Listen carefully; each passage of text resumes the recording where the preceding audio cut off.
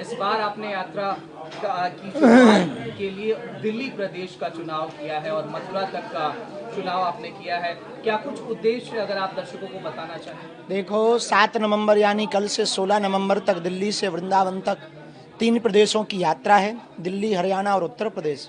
यह अपने जीवन काल की हम दूसरी पद यात्रा कर रहे हैं।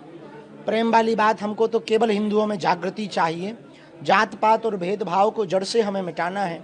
हमें भारत भव्य बनाना है, हमें भारत दिव्य बनाना है। छुआछूत की करो विदाई, हम सब हिंदू भाई भाई। हम इस देश में कास्टवाद नहीं राष्ट्रवाद चाहते।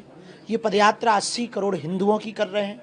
हम हिंदुओं के बच्चे और आपके बच्चे सुरक्षित रहें, इस्लामीकरण ना हो इस देश का, गजवा ये हिंद ना हो इस देश का, इस देश में दंगा नहीं गंगा फैले, इसीलिए हम ये पदयात्रा करने जा रहे हैं। इस देश की हिंदुओं की लड़ाई लड़ने जा रहे हैं। 10 दिन की यह यात्रा है।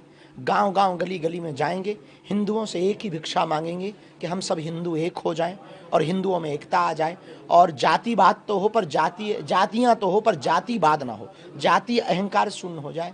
इसके लिए हम पदयात्रा करने कल 7 नवंबर से सुबह प्रातःकाल 7 बजे से शाम 6 बजे तक पहले जिरखोद पहुंचेंगे, फिर पलवल है, फिर कोसी है, फिर सीकरी है, होडल है। इसके बाद में छठी करा है, 4 धाम छठी करा है और फिर इसके बाद में बांके बिहारी 16 तारीख को पहुंचेंगे। इस बार तो शास्त्री जी ने तमाम पॉलिटिकल पार्टीज को न्योता भी दे दिया है और आप खुद निमंत्रित कर रहे थे, चाहे वो समाजवादी पार्टी हो, चाहे बसपा हो, सपा हो, सबको आप आमंत्रित कर रहे हैं कि देश सबका है, देश सबका है।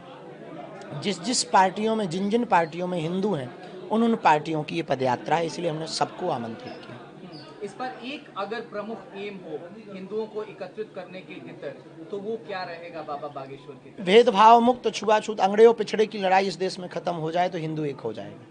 बाबा, बिहार में भी चुनाव है, एक अंतिम सवाल मेरा रहेगा। आज वोटिंग की जा रही है, लेकिन जाति से इतर ये वोटिंग नहीं हो पाई है, तो उसको लेकर के आपका क्या संदेश रहेगा? भगवान सबको सद्बुद्धि दें और राष्ट्र हित के लिए सब लोग करें, आशीर्वाद।